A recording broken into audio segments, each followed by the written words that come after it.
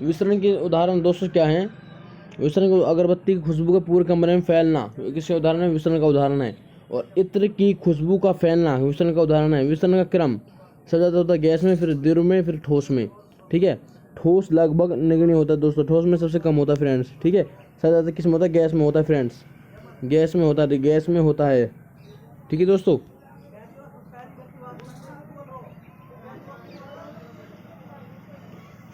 देखिए निम्न में से सर्वाधिक संपीड़ित पाई जाती है, किसमें पाई जाती है? गैस में पाई जाती है। ठीक है दोस्तों, निम्न में से सर्वाधिक संपीड़ित पाई जाती है, गैस में पाई जाती है। और संपीड़ित का क्रम देखिए दोस्तों यहाँ पर गैस, द्रव, ठोस। मैक्सिमम होता है ठोस में, सबसे गैस में, और सबसे कम होते हैं दोस्तों ठोस में। संपीड़ित का क्रम पदार्थ का वह गुण जिसमें उस पर दाब लगने पर उसमें विकृति उत्पन्न हो जाती है, वह गुण संपीड़ित तथा पदार्थ की संपीड़ित पदार्थ कहलाता है। पदार्थ का वह गुण जिसमें उस पर दाब का पदार्थ का वह गुण जिसमें उस पर दाब लगने पर उसमें विकृति उत्पन्न हो जाती है, यह संपीड़ित तथा पदार्थ की संपीड़ित पदार्थ कहलाता है। विकृति आकार प्लस में आयतन परिवर्तन होता है दोस्तों। पदार्थ का वह गुण जिसमें उस पर दाब लगने पर उसमें विकृति उत्पन्न हो जाती है, वह गुण संपीड़ित तथा पदार्थ की संपीड़ित पदार्थ कहलाती है। विकृति आकार प्लस आयतन परिवर्तन होता है दोस्तों। ठीक है,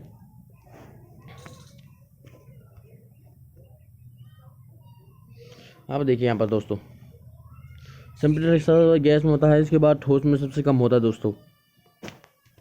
कई क्वेश्चन है दोस्तों यहाँ से एग्जाम में बनने वाले हैं, इम्पोर्टेंट है, ध्यान करके भाई आपको चलना है। ठीक है, गैस, द्रव, गैस। संपीड़ित का क्रम मैंने आपसे बताया था, आप सबसे ज़्यादा होता है गैस में, फिर उसके बाद द्रव में, फिर सबसे कम होता है ठोस में। ठीक है फ्रेंड्स, देख सकते हो क्रम आप पर, देख सकते हो दोस्तों यहाँ पर अंतराणु की दूरी क्रम देख सकते हो फ्रेंड्स। यहाँ पर विसरण के द्वारा सबसे अधिक किस में होती है दोस्तों? गैस में होती है। उदाहरण सीएनजी का भाई, सीएनजी गैस है, और सीएनजी का जो मुख्य घटक है वो मीथेन है। ठीक है, पूरा नाम संपीड़ित प्राकृतिक गैस है, मुख्य घटक मीथेन है, और इसे मार्स गैस भी कहा जाता है। कारण दोस्तों इसका क्या है? कारण इसका दोस्तों दलदली क्षेत्र है, दलदली क्षेत्र में पाई जाती है दोस्तों की मीथेन गैस पाई जाती है। अब देखिए दोस्तों यहाँ पर उपयोगी वाहनों में ईंधन के रूप में कौन सी गैस पाई जाती है? सीएनजी पाई जाती है कार में। और सीएनजी जलने पर धुआं कम देती है और ये प्रदूषण कम करती है, इसी कारण इसे स्वच्छ ईंधन भी कहते हैं दोस्तों। ठीक है, आपने देखा होगा सीएनजी आजकल कारों में बहुत भर रही है, क्योंकि कार प्रदूषण बहुत ज़्यादा करती थी पहले, अब नहीं करती इतनी, क्योंकि सीएनजी चल गई सब आजकल। सीएनजी का मुख्य घटक क्या है? मीथेन है फ्रेंड्स, आप सबको पता है सीएनजी का मुख्य घटक क्या है दोस्तों? मीथेन। ठीक है फ्रेंड्स, सीएनजी का मुख्य घटक पूछे क्या है? मीथेन है। और सीएनजी का मीथेन कितना प्रतिशत होता है? 80% होता है। और मीथेन, अब प्रोपेन और ब्यूटेन के फॉर्मूला के बारे में बात करते हैं। प्रोपेन और ब्यूटेन। प्रोपेन दोस्तों आपका होता है, ये एल्केन श्रेणी के तत्व संतृप्त हाइड्रोकार्बन है, क्योंकि दोस्तों इसमें 3+6+ में 2 मिलकर आ रहा है, तो एल्केन श्रेणी का है दोस्तों, संतृप्त हाइड्रोकार्बन है। CnH8 प्रोपेन का सूत्र है, और प्लस C4H10 किसका? ब्यूटेन का। एलपीजी घटक कौन सा? ब्यूटेन है। एलपीजी का मुख्य घटक कौन सा है दोस्तों? ब्यूटेन है, और ये अधिक भाग घेरता है दोस्तों। ठीक है फ्रेंड्स, वाहनों में ईंधन के रूप में किस गैस का उपयोग होता है? सीएनजी का होता है दोस्तों, एलपीजी का नहीं होता, एलपीजी खान पकाने में करते हैं। ठीक है दोस्तों, कंप्रेसर नेचुरल गैस इसका नाम है पूरा।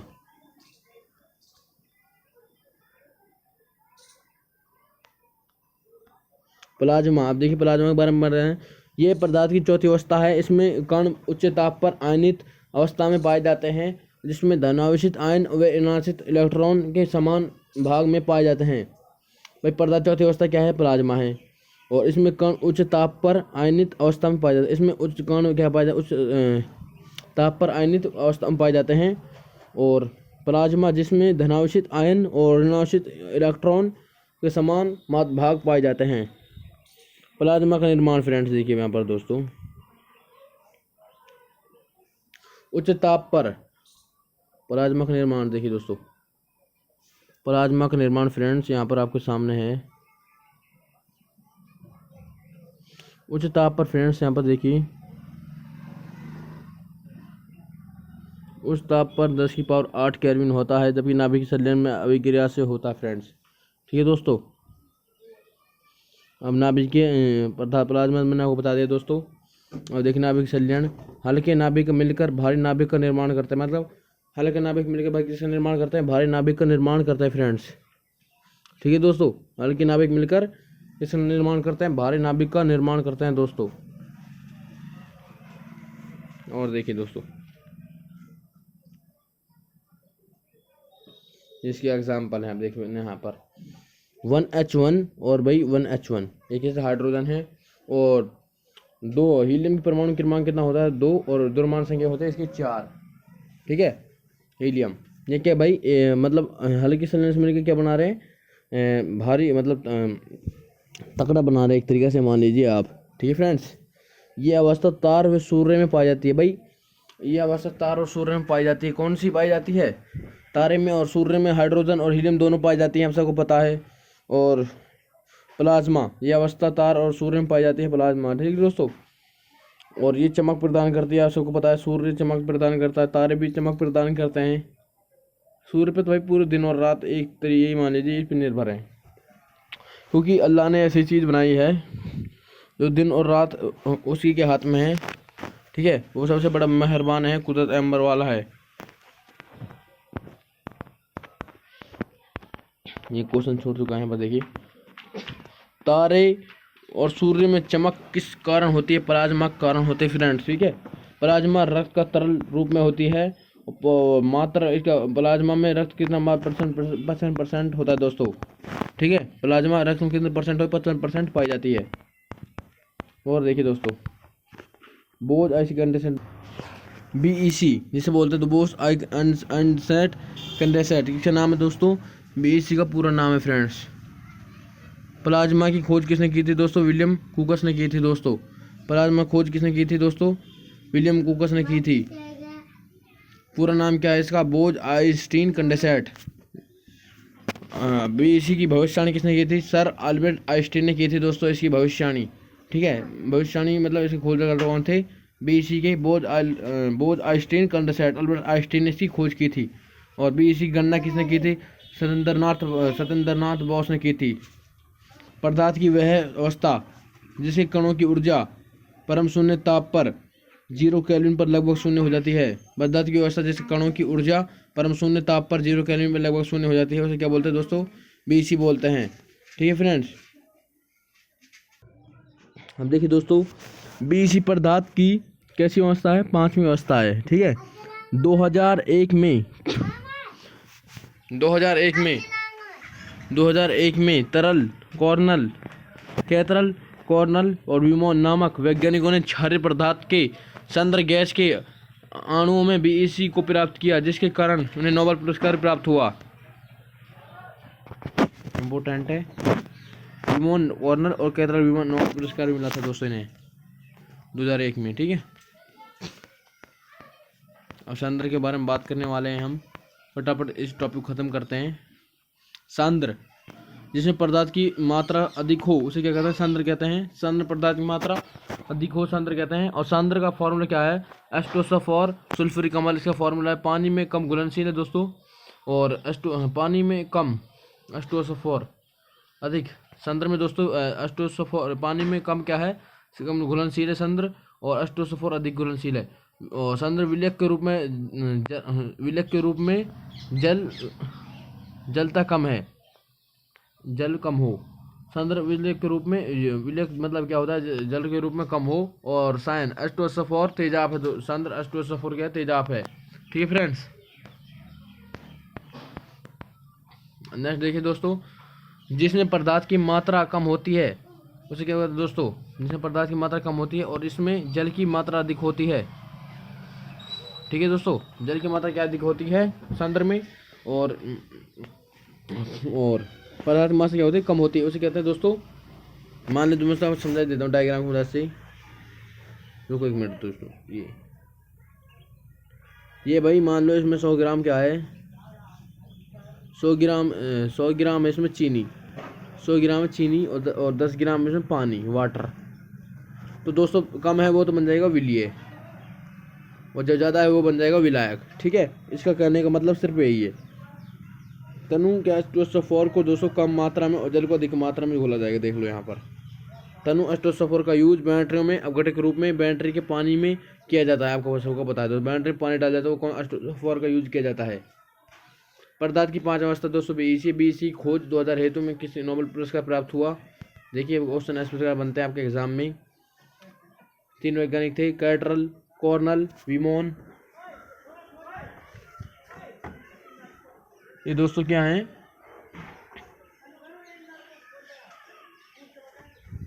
ठीक है दोस्तों, इसने नोबेल पुरस्कार मिला था बीईसी खोज इसकी 2001 में। ठीक है फ्रेंड्स,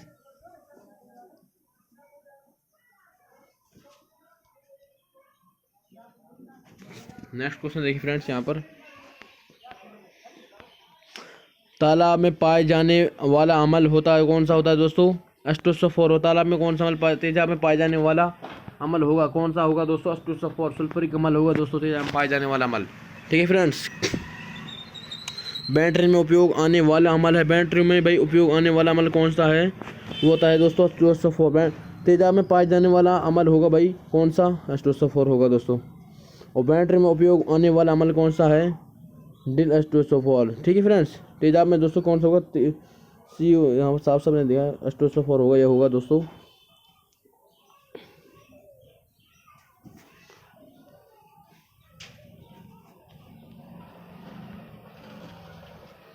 नोट, H2SO4 क्या है दोस्तों? सल्फ्यूरिक अम्ल है।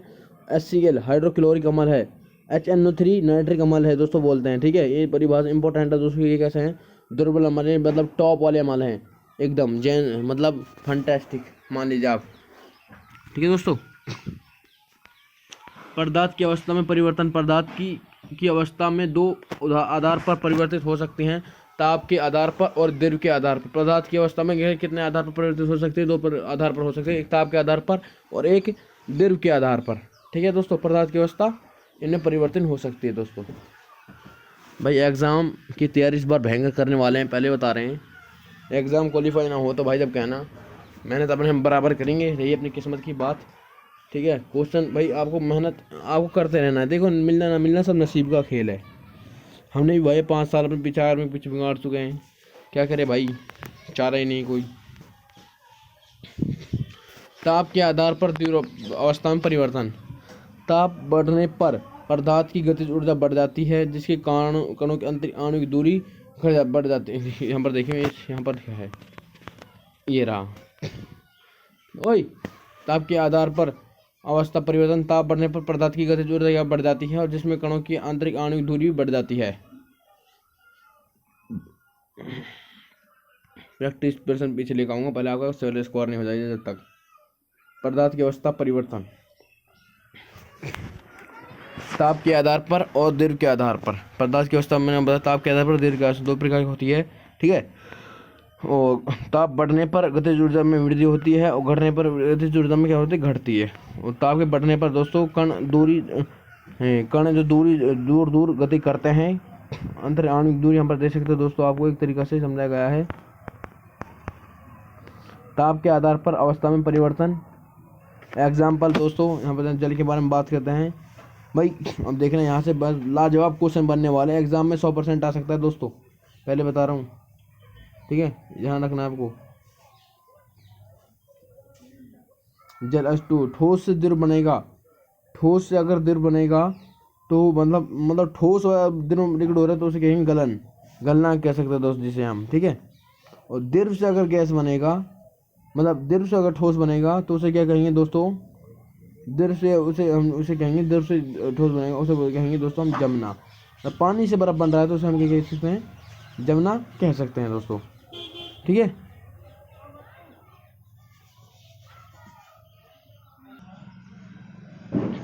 देखिए दोस्तों, ताप के आधार परिवर्तन मैंने आपको बताया था। अगर द्रव से, अगर मैंने आपको यहाँ तो बता चुका हूँ, द्रव की अवस्था में अगर ठोस अगर द्रव बदलेगा उसे कहेंगे हम गलनांक। ठीक है, और द्रव से अगर ठोस बनेगा तो उसे कहेंगे हम हिमांक, पिंडरन भी कह सकते हैं साइंस की लैंग्वेज में। ठीक है, अब बात करते हैं द्रव से अगर गैस बनेगा तो उसे कहेंगे वाष्पन कहेंगे। ठीक है, तो द्रव पानी से भाई वाष्प यानी धुआं कोहरे बनना, उसे वाष्पन क्वथनांक इसका होता है बीपी।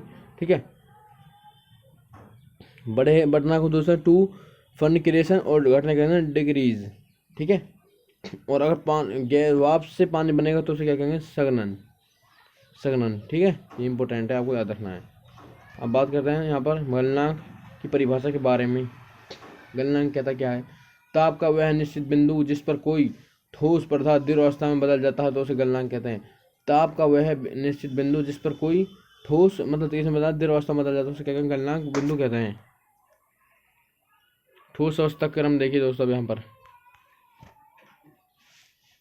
ठोस अवस्था, ठोस से दिनों में बदलेगा उसे कहेंगे गलनांक। उदाहरण क्या है दोस्तों, जल का गलनांक कितना होता है, 0 डिग्री 273.16 केल्विन होता है दोस्तों। ठीक है, इसका जल का गलनांक होता है। लोहे का गलनांक कितना होता है, लोहे का गलनांक जो होता है फ्रेंड्स आपका वो होता है 1597 डिग्री सेल्सियस। ठीक है फ्रेंड्स, ये किसका होता है, लोहे का गलनांक होता है दोस्तों। जल गलनांक मैंने आपको बता दिया फ्रेंड्स, लोहे का गलनांक मैंने आपको बता दिया 1597 डिग्री सेल्सियस होता है दोस्तों। प्रकृति में सबसे अधिक गलनांक वाला पदार्थ कौन सा है दोस्तों, वो है आपका हीरा है। सबसे कठोर पदार्थ कौन सा है, हीरा है। और हीरे का गलनांक कितना होता है, 3843 केल्विन होता है एनसीईआरटी के अनुसार। ठीक है दोस्तों, कार्बन का हीरा क्या, कार्बन का क्रिस्टलीय प्रूफ है, और कार्बन के क्रिस्टलीय दोस्तों हीरा है, ग्रेफाइट है। ये कैसे हैं, कार्बन क्रिस्टलीय प्रूफ है, और क्रिस्टलीय प्रूफ दोस्तों चारकोल है, कोक है। ठीक है, ये कैसे हैं, क्रिस्टलीय प्रूफ है दोस्तों। और हीरे का कारण क्या है, बंध प्रबल सहसंयोजक बंध द्वारा जो जुड़ा होता है दोस्तों। प्रकृति के अंदर स्वादी गलनांक वाले दोस्तों धातु टंगस्टन है। प्रत्येक नाम दोस्तों इसका W है, और लेटिन नाम वोल्फ्राम है। गलनांक दोस्तों 3300 से लेकर 3500 तक होता है। 3300 मतलब 3300 के ले से 3500 डिग्री सेल्सियस तक होता है। उपयोग कहाँ पर करते हैं दोस्तों टंगस्टन का, विद्युत बल्ब के जो फिलामेंट बने होते हैं, तंतु बने होते हैं, वो किसे बने मतलब टंगस्टन के बने होते हैं दोस्तों। ताप मैंने आपको बता दिया दोस्तों, सॉरी गलनांक बताया था, गलनांक इसका होता है 3500 डिग्री, और ताप होता है इसका 2500 डिग्री सेल्सियस। ठीक है, ताप का वह बिंदु जिस पर कोई ठोस पदार्थ तापमान का वह बिंदु जिस पर कोई ठोस पदार्थ अवस्था में बदल जाता है वो क्या कहता है दोस्तों, गलनांक कहलाता है। ताप का वह बिंदु जिस पर कोई ठोस पदार्थ अवस्था में बदलता रहता है वो क्या कहता है, गलनांक कहलाता है। मतलब भाई ठोस से अगर दिनों में बदलेगा तो उसे कहते हैं गलनांक कहता है। ठीक है, हीरे का गलनांक कितना होता है मैंने भी आपको बताया था, 3843 होता है दोस्तों। टंगस्टन का 3000 से लेकर 3500 तक होता है फ्रेंड्स। ठीक है, ये आपको मैंने भी बताया था। हीरे गलनांक मैं बता चुका हूँ, और अब आते हैं व्याख्या के बारे में। 0 डिग्री सेल्सियस के जल का गलनांक कितना होता है, 0 डिग्री सेल्सियस होता है। जल का अधिकतम घनत्व 4 डिग्री सेल्सियस होता है, और लोहे का गलनांक 1597 डिग्री सेल्सियस होता है, और टंगस्टन का आयस्क 333 डिग्री सेल्सियस होता है। टंगस्टन का आयस्क होता है, गलनांक होता है दोस्तों। मैं सब कुछ आपको करा चुका हूँ, यहाँ तक हमारा टॉपिक खत्म होता है। Thanks for watching. हमारे चैनल को ज़्यादा से ज़्यादा सपोर्ट करें, लाइक करें, शेयर करें।